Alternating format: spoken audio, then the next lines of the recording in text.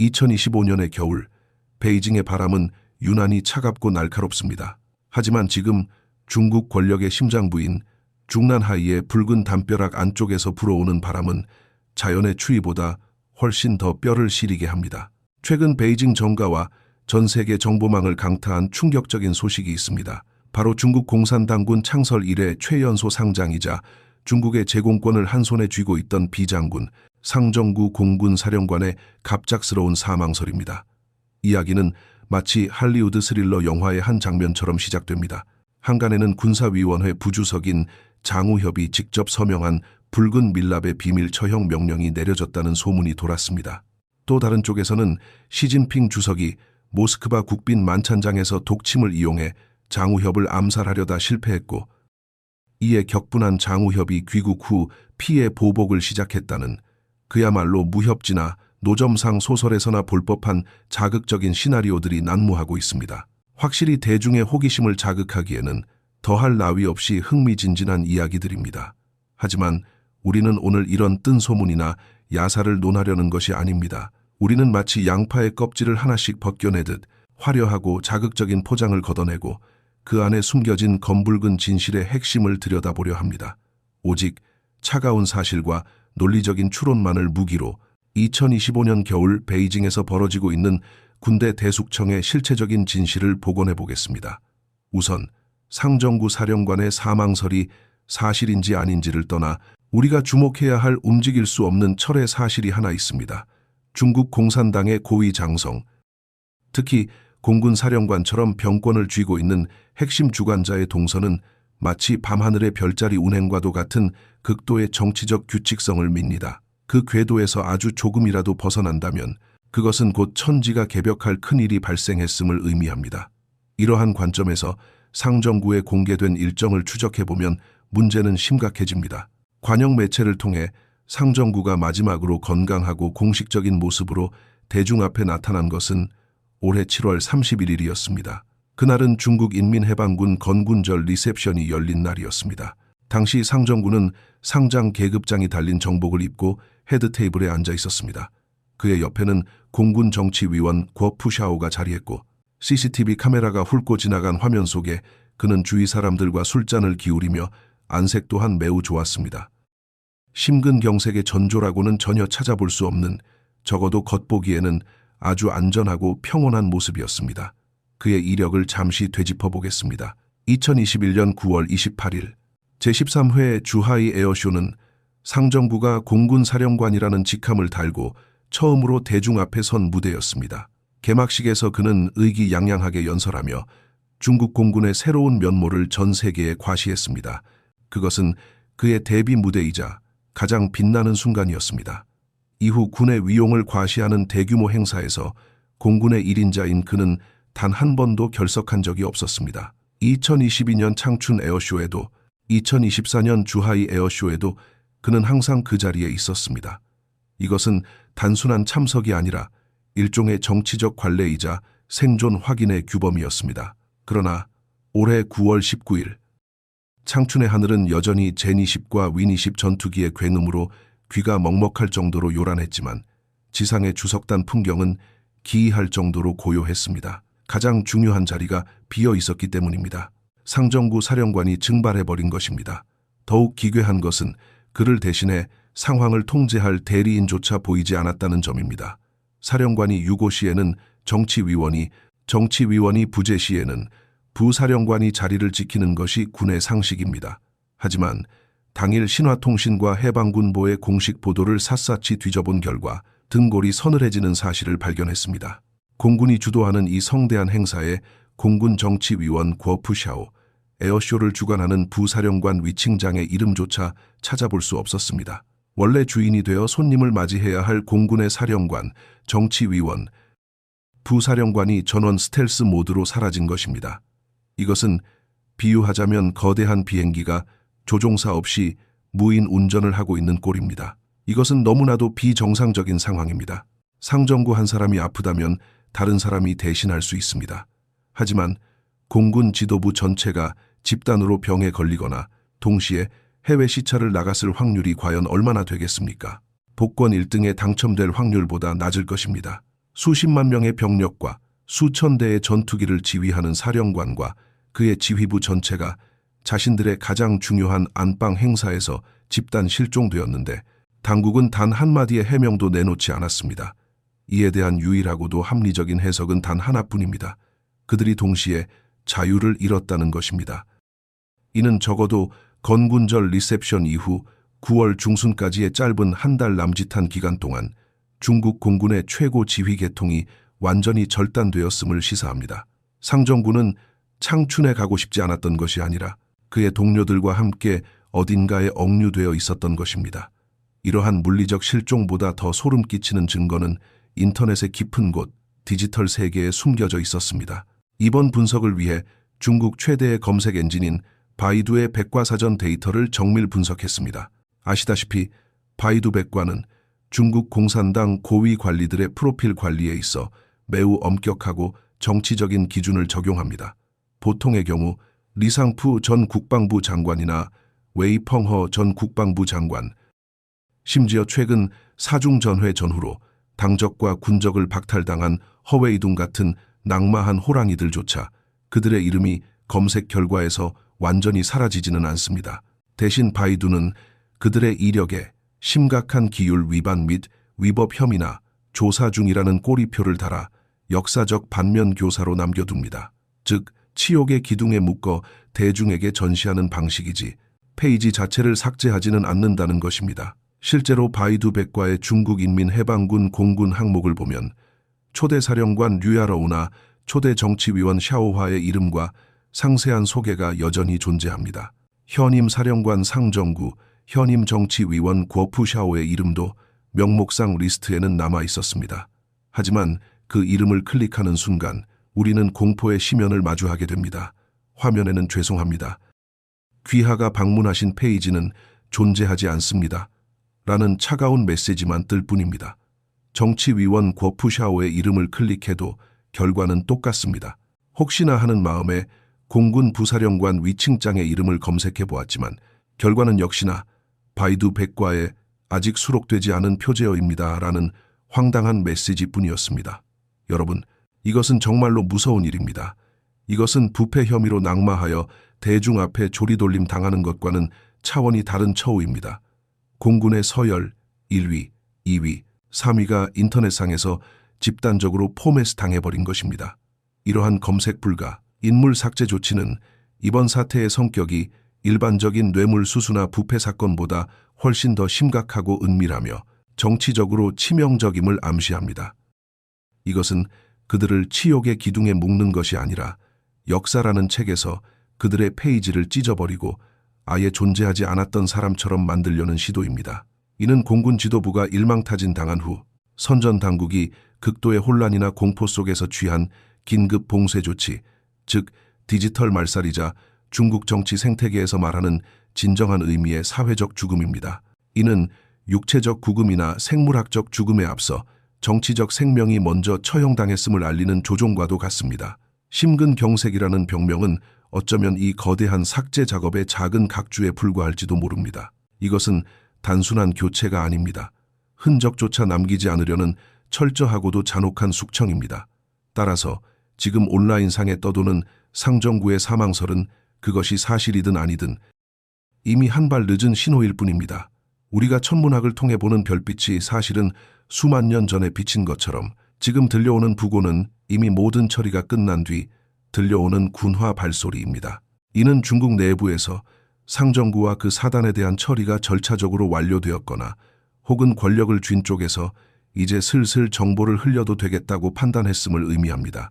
상정구의 신변에 이상이 생겼다는 것이 기본 사실로 확인된 지금 우리는 이제 두 번째이자 가장 핵심적인 질문을 던져야 합니다. 도대체 그는 누구의 사람이었기에 이토록 철저하게 지워져야만 했을까요?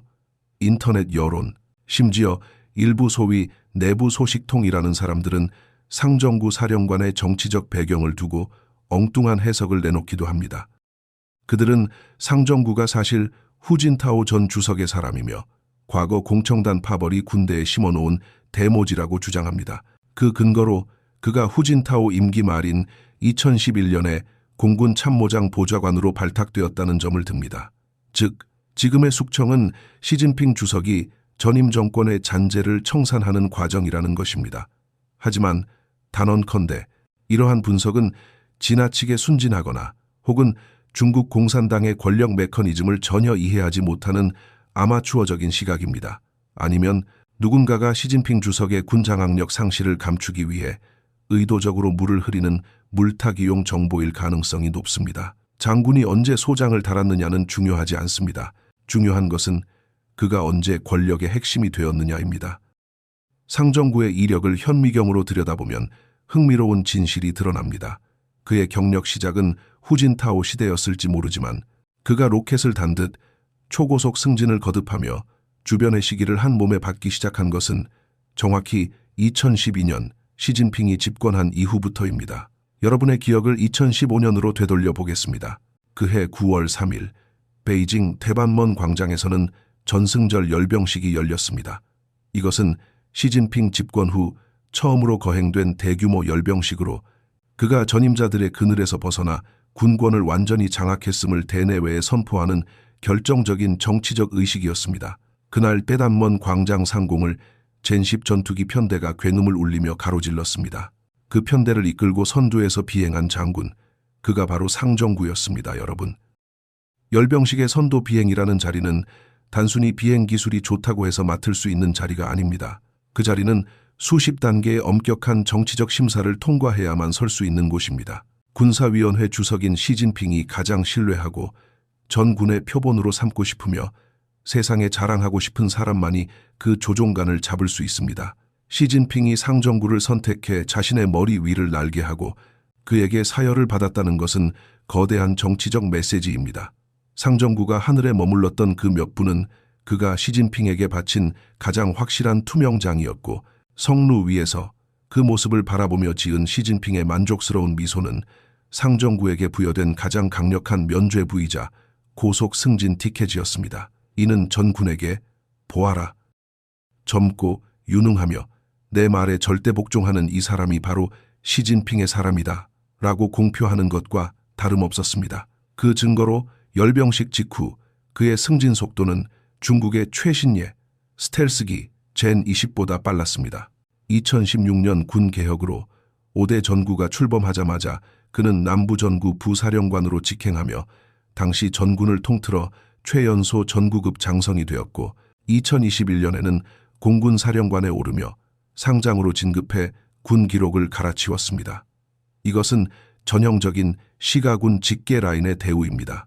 만약 그가 후진타오의 사람이나 전임 정권의 충신이었다면 의심 많기로 소문난 시진핑의 성격상 절대 그에게 중국의 제공권을 맡기지 않았을 것입니다. 베이징의 하늘, 중난하이의 머리 위를 지키는 열쇠를 그에게 쥐어줄 리가 만무합니다. 따라서 결론은 명확합니다.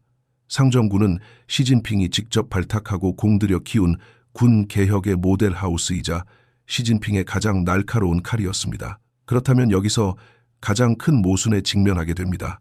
시진핑의 애장이자 충신인 그가 왜 죽어야 했습니까? 왜 시진핑은 자신의 팔다리를 직접 자르는 듯한 숙청을 당하고만 있는 것일까요? 이 질문에 답하기 위해서는 현재 중국 군부를 지배하는 거대한 권력 투쟁의 구도를 이해해야 합니다. 이것이 오늘 분석의 핵심 열쇠입니다. 지난 20기 3중 전회와 4중 전회를 거치며 베이징의 권력 지형은 지각 변동을 일으켰습니다. 냉정하게 말해 시진핑의 군권은 이미 실질적으로 박탈당했습니다. 현재 중앙군사위원회의 실세는 부주석 장우협입니다. 그는 붉은 귀족, 원로들과 결맹을 맺고 군을 실질적으로 통제하는 대부입니다. 여기에 군 기율위석이 장성민이 사람을 잡아들이는 칼자루를 쥐고 장우협을 보좌하고 있으며 연합참모부 참모장 류전리가 병력을 움직이는 병부를 쥐고 있습니다. 이들은 지금 단단한 반-시진핑 연합, 더 정확히 말하면 시진핑을 허수아비로 만들기 위한 가공연맹을 형성하고 있습니다. 반면 시진핑이 직접 심어놓은 사람들은 하나둘씩 제거되고 있습니다. 리상푸 국방부 장관이 사라졌고 웨이펑허 전 장관이 감옥에 갔으며 군의 정치 공작을 담당하던 미아오하마저 낙마했습니다. 그리고 이제 그 칼끝이 공군사령관 상정구에게 닿은 것입니다. 장우협은 왜 굳이 공군사령관을 제거해야만 했을까요? 그 이유는 공군이 가진 특수성과 전략적 중요성 때문입니다. 현대전에서 제공권은 곧 생명선입니다. 지상군이 아무리 강해도 하늘을 뺏기면 움직이는 관역에 불과합니다.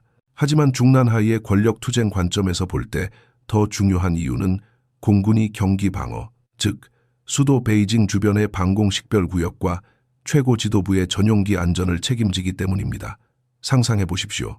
장우협이 군사위원회를 장악하고 시진핑을 허수아비 황제 자리에 앉혀놓으려 한다고 칩시다. 그런데 하늘을 지배하는 공군 사령관이 시진핑이 키운 비장군 상정구입니다.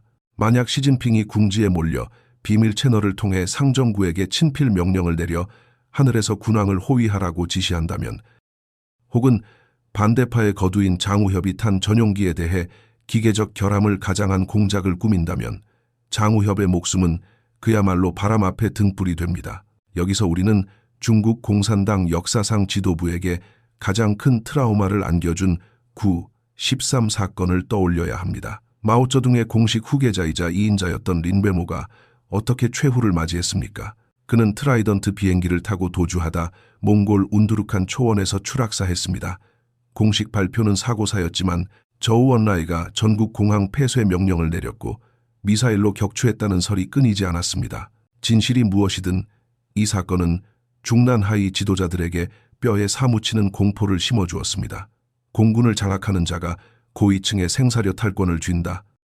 장우협을 비롯한 반시진핑 연맹의 거물들도 언젠가는 비행기를 타고 지방 시차를 가거나 해외 순방을 가야 합니다.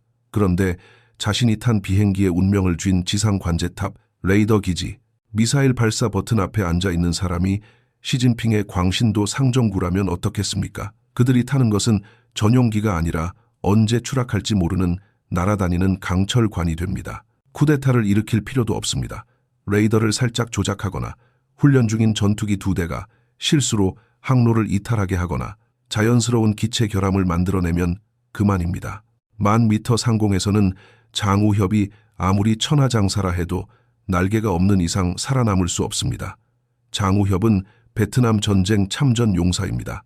시체 더미 속에서 기어나온 생존 본능이 누구보다 발달한 노회한 군인입니다. 그는 총구에서 정권이 나온다는 마오쩌둥의 말보다 미사일 버튼에서 내 목숨이 왔다 갔다 한다는 사실을 더 뼈저리게 알고 있습니다. 자신의 목숨줄이 시진핑의 바지춤에 매달려 있는 상황을 용납할 리 없습니다.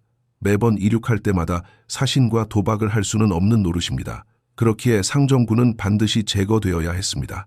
정치적으로는 시진핑 세력의 뇌관 제거이고 전술적으로는 거점 타격이며 생존 철학적으로는 제2의 린모 공포 제거입니다. 상정구의 심근경색은 생물학적 심장이 멈춘 것이든 아니든 정치적으로는 그의 심장이 강제로 멈춰진 것입니다. 그의 몰락은 단순한 부패 척결이 아닙니다. 장우협이 시진핑의 군대, 내 손발을 정밀하게 잘라내는 외과 수술식 숙청입니다. 이 수술 한 번으로 시진핑이 군대에서 가장 자랑스러워했던 공군 간판이 산산조각 났습니다. 이것은 시진핑의 뺨을 공개적으로 때린 것이나 다름없으며 아직도 눈치를 보며 관망 중인 군내 기회주의자들에게 보내는 강력한 경고입니다. 이제 다시 한간에 떠도는 시진핑이 모스크바 국빈 만찬에서 장우협에게 독침을 사용하려 했다는 그 기괴한 소문으로 돌아가 봅시다. 결론부터 말씀드리자면 이 이야기는 삼류소설로 치부하고 넘기셔도 좋습니다. 지정학적 상식에 비추어 볼 때 말도 안 되는 이야기이기 때문입니다. 푸틴 대통령이 누구입니까? KGB 출신의 냉철한 현실주의자이자 늙은 여우입니다. 그는 지금 우크라이나 전쟁을 수행하기 위해 중국의 수혈이 절실한 상황입니다. 그런 그가 자신의 안방인 크렘린궁의 엄중한 감시하에서, 그것도 자신의 국빈 만찬장에서 중국인들이 중국 군부의 실세에게 독극물을 쓰도록 방관한다. 이는 푸틴의 얼굴에 먹칠을 하는 것이며 러시아 연방보안국의 무능함을 전 세계에 광고하는 꼴입니다. 만약 장우협이 정말 모스크바에서 변을 당했다면 중러 관계는 즉시 파탄났을 것이고 중국 군부는 러시아를 혈맹이 아닌 철천 지원수로 간주했을 것입니다. 푸틴이 시진핑의 공허한 협력의 상한선은 없다는 말 한마디를 믿고 그런 믿지는 장사를 할 리가 없습니다. 하지만 독살설이라는 디테일은 가짜일지라도 이 소문이 이토록 광범위하게 퍼져나간다는 사실 자체가 가리키는 정치적 풍향은 진짜입니다. 그것은 바로 시진핑과 장우협 사이의 갈등이 이미 너 죽고 나 살자 식의 생사결단 단계에 진입했다는 방증입니다. 이것은 단순한 정책 노선의 투쟁이 아니라 말 그대로 목숨을 건 권력 전쟁입니다. 국내에서는 시진핑의 손발이 묶이고 측근들이 감옥에 가고 있으며 국외적으로는 이러한 상호 불신이 공개적인 소문으로 터져나오고 있는 것입니다. 이 흉흉한 소문은 대중에게 명확한 메시지를 던지고 있습니다. 두 사람은 이미 돌아올 수 없는 강을 건넜다. 시진핑은 자신의 권력을 잠식해 들어오는 장우협을 제거하고 싶어 합니다. 하지만 장우협은 현재 총과 권력을 모두 쥐고 있습니다. 그는 굳이 암살 같은 저급한 수단을 쓸 필요가 없습니다. 그에게는 군 기율위라는 합법적인 칼과 부패 척결이라는 그럴듯한 명분이 있기 때문입니다. 그는 이 도구들을 이용해 시진핑의 수족을 하나하나 잘라내고 그의 이빨을 모두 뽑아버림으로써 시진핑을 저녁 7시 뉴스에 나와 원고나 읽는 허울 좋은 꼭두각시로 만들고 있습니다. 이것이야말로 피를 보지 않고 적을 무력화시키는 가장 고도로 계산된 정치적 숙청입니다. 상정구 사령관의 최후는 실로 비극적입니다. 하지만 이것은 그 개인의 비극에 그치지 않습니다. 이것은 지금도 시진핑을 위해 충성을 바치고 있는 모든 관료들에게 비추는 거울입니다. 보십시오. 이것이 바로 중국 공산당 관료 사회의 적나라한 현실입니다. 이 체제 안에서 안전한 사람은 아무도 없습니다. 당신이 유능한 기술 관료이든 충직한 정치적 행동대원이든 황제가 직접 키운 제자이든 상관없습니다. 권력의 판이 새로 짜이는 거대한 소용돌이 앞에서는 그저 쓰고 버려지는 하나의 장기판 말에 불과합니다. 상정구의 몰락은 시진핑의 군 장악력이 완전히 붕괴했음을 알리는 신호탄입니다.